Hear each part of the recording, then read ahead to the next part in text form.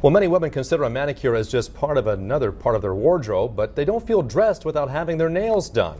However, some salons could be using a potentially toxic chemical that's totally legal. Tonight, Action News anchor Margot Kim shows us how danger could be right at your fingertips, and the Valley woman who's already written the book on nail care nightmares.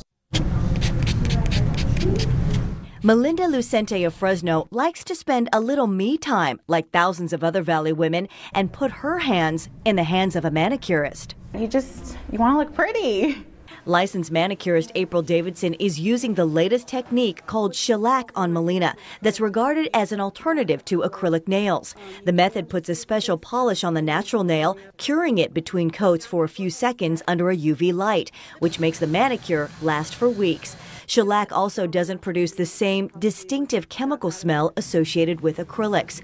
More nail technicians like April are getting concerned about the chemical for their own health and the health of their clients. You want to make sure that when you go into a salon that the containers that they have or that they're pouring the product out of, that it has a label on it.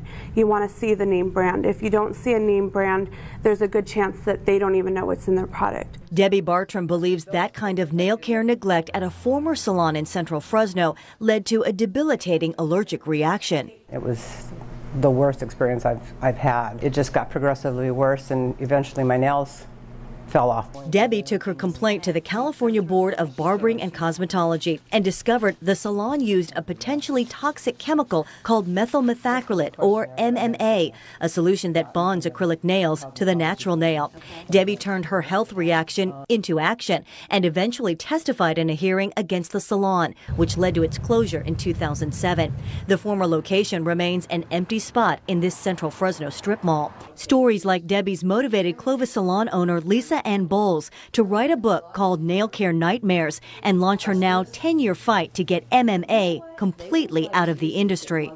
I'm the one that's saying, hey, be careful with this acrylic. Even the Methacrylate Producers Association, based in Virginia, says MMA and its related substances, such as ethyl methacrylate, are not appropriate for use in cosmetics. Yet we found a Clovis beauty supply store which sells products with those chemicals.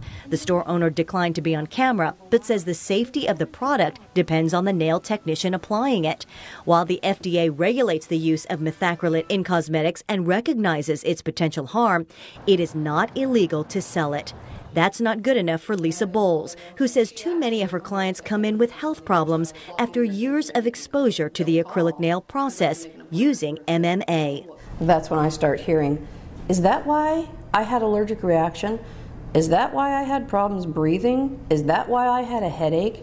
Nail technicians like Lisa and April say you don't even have to sit down in a manicurist chair to notice what could be a red flag.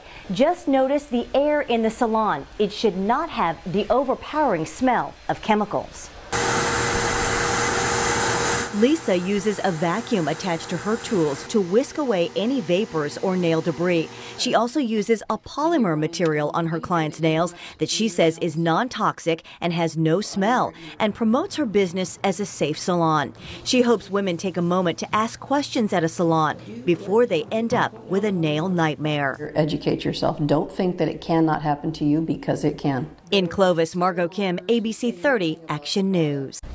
And just this week, supervisors in San Francisco approved a new ordinance that would encourage people to go to salons that use toxic-free nail polish. The program would recognize the salons by placing a decal from the city to put in the window. Lisa Bowles says she is pushing for a similar program here in the Valley.